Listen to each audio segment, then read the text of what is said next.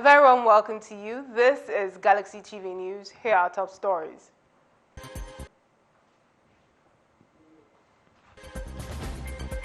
INEC distributes sensitive materials to local government areas ahead of Osun elections.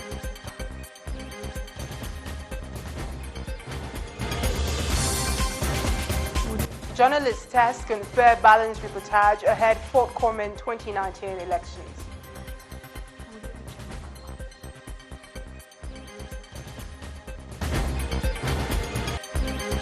Moving outside Nigeria, suspect arrested as multiple fatalities recorded in Maryland shooting.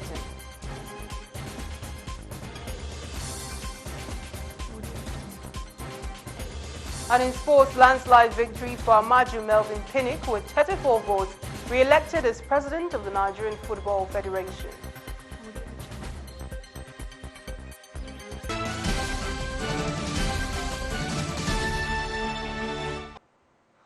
Many thanks for joining us. I'm Stephanie Ojadi.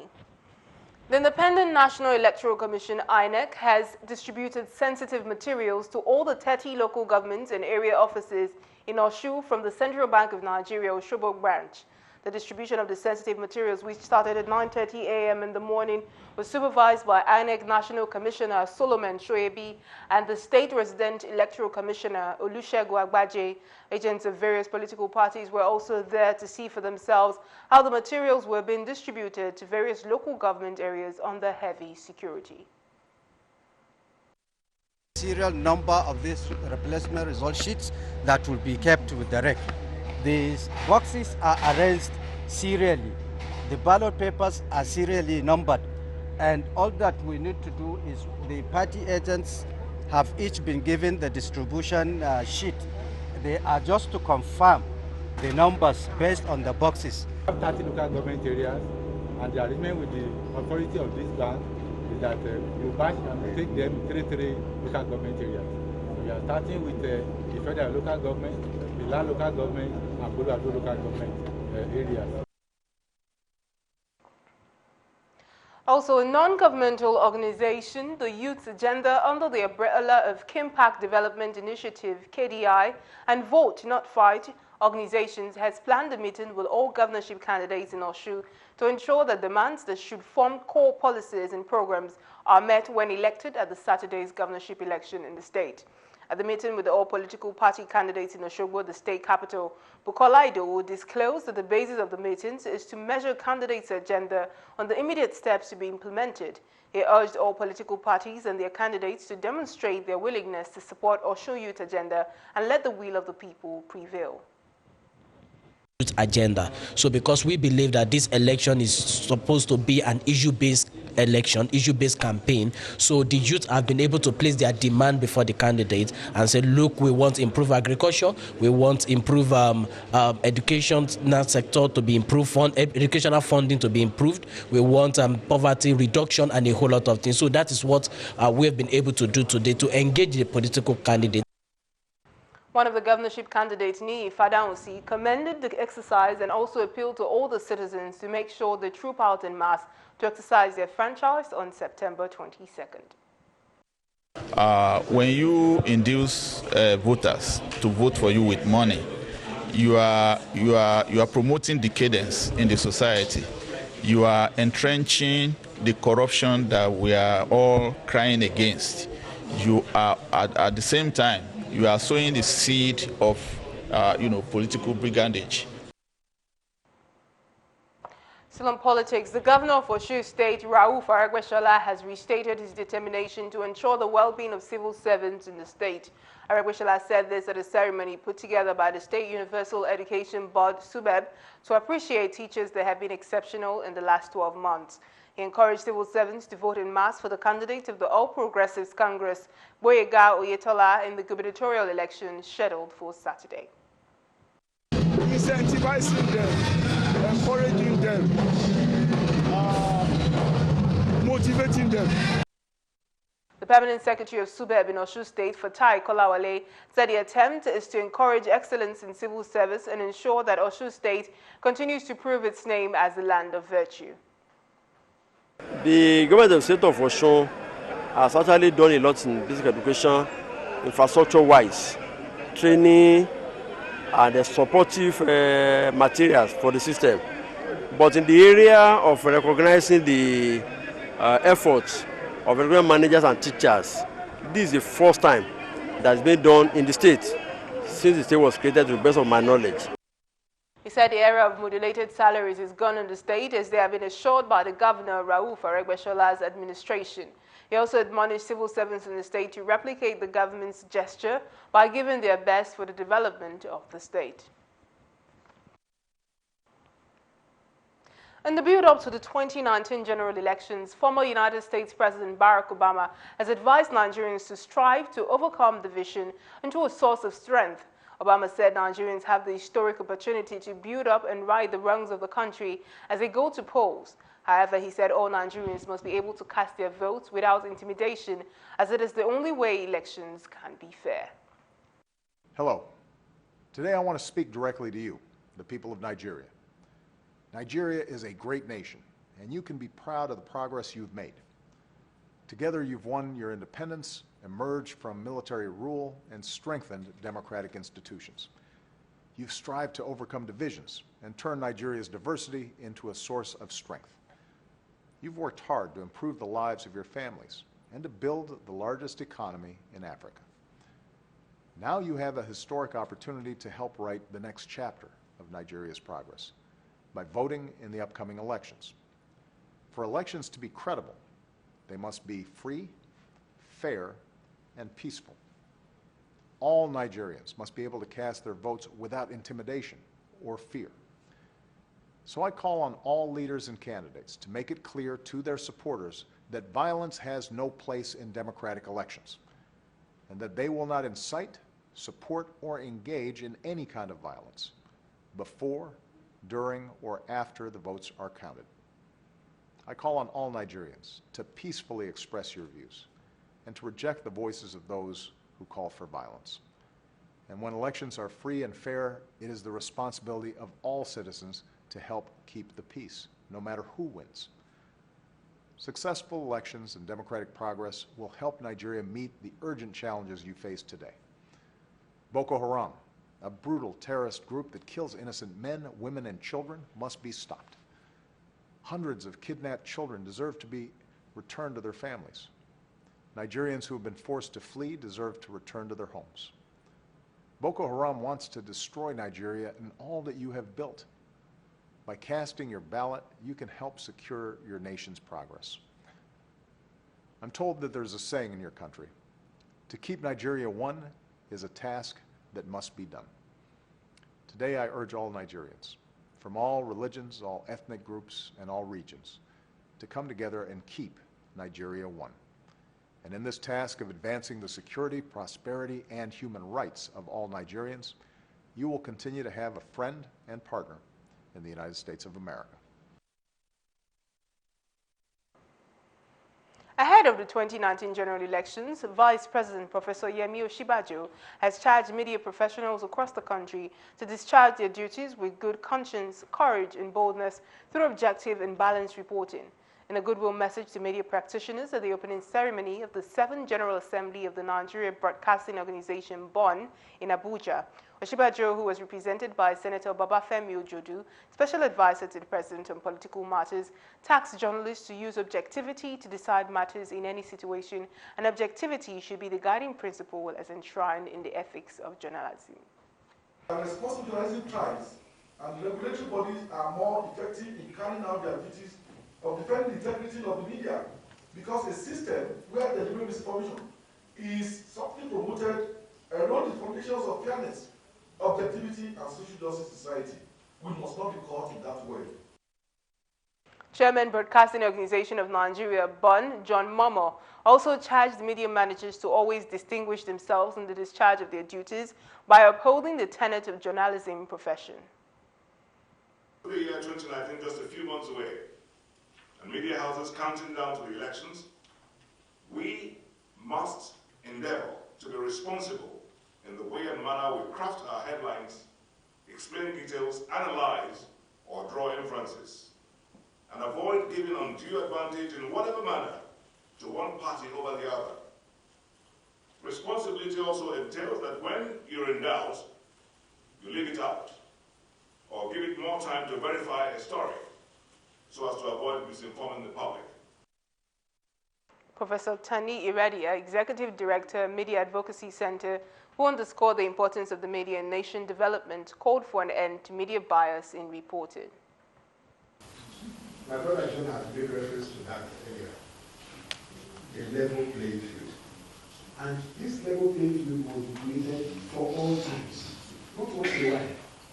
Not the way we like it. It's not a discretionary thing. It's something that you must do if you are covering election responsibly. You must create a level playing ground for all participants and all candidates and their followers. The theme of the 7th Assembly centers on election coverage and responsible journalism. Still ahead, Secondus berates federal government over alleged high-handedness. Details of this and other stories when Galaxy News returns. Do stay with us. I use it.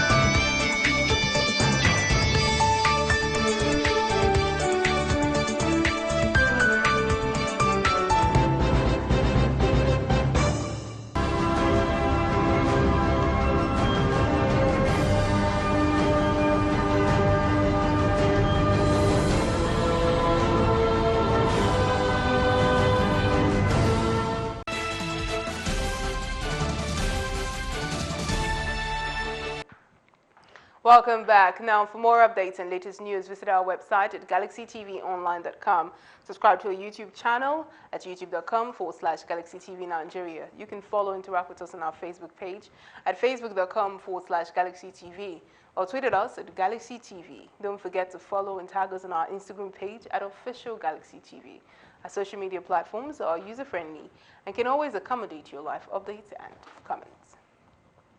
The national chairman of the People's Democratic Party, PDP, Uche Secondus, has berated the APC-led federal government over what he described as alleged dictatorial tendencies and intimidation by security operatives.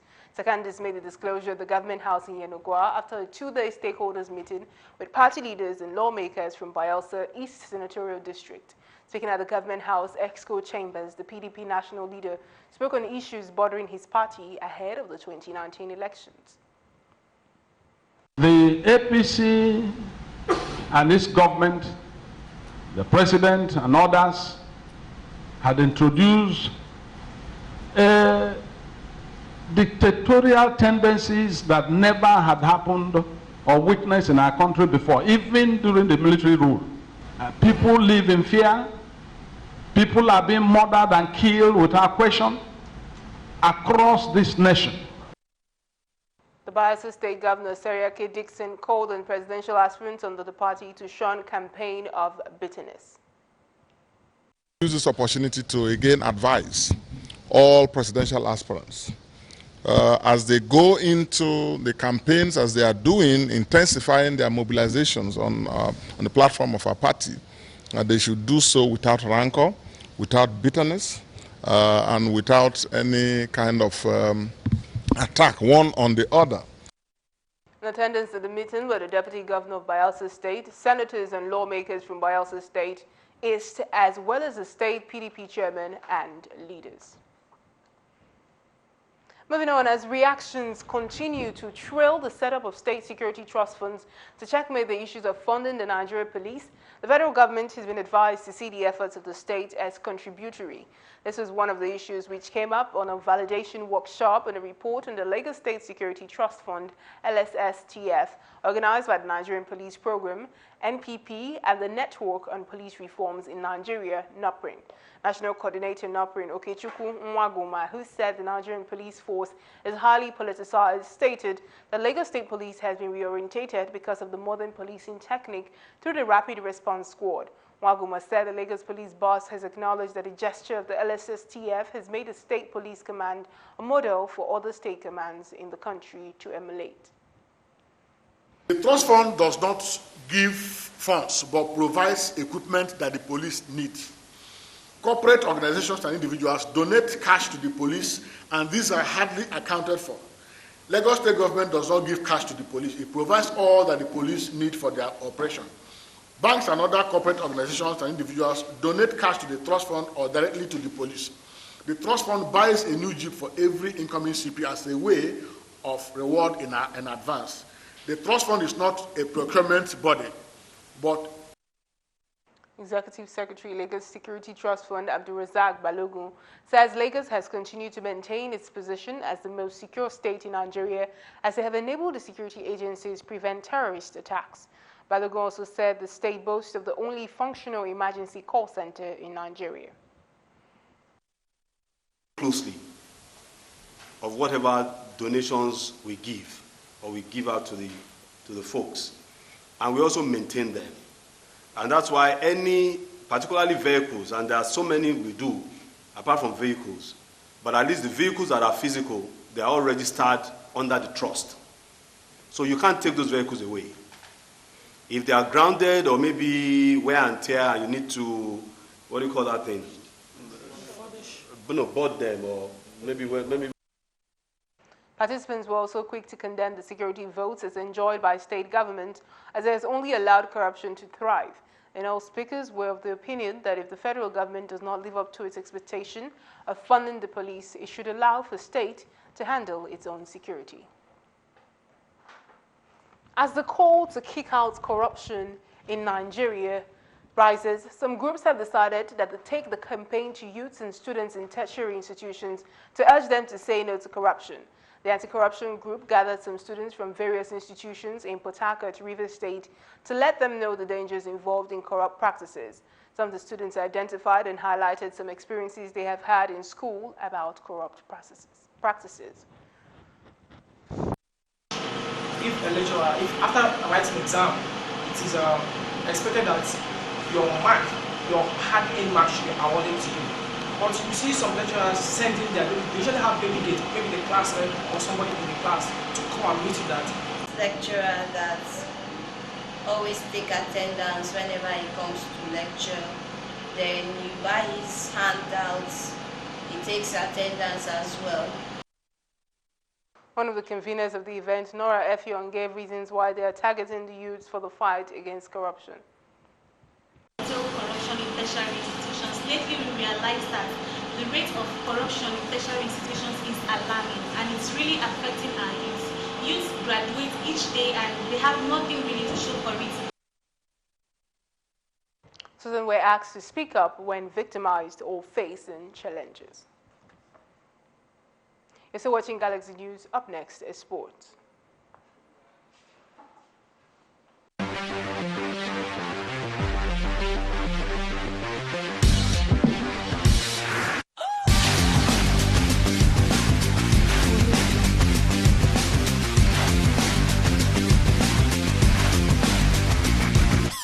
In the world of sport, CAF Vice President Amaju Pinnick has broken the 38-year-old NFF jinx after overcoming 3 other heavyweights in the race for the top job at the Glass House. The 38-year-old jinx of the inability of a president of the Nigerian Football Federation to retain his seat in the Glass House was put to test today in Katsina, and Amaju Pinnick broke the course. Renowned late football administrator Sunday Dakaro was the last man to have returned as the Federation helmsman, and that happened some 38 years ago. The former Delta State Football Association chairman beat his predecessor Amanu Meigari, Taiwo Ogunjobi,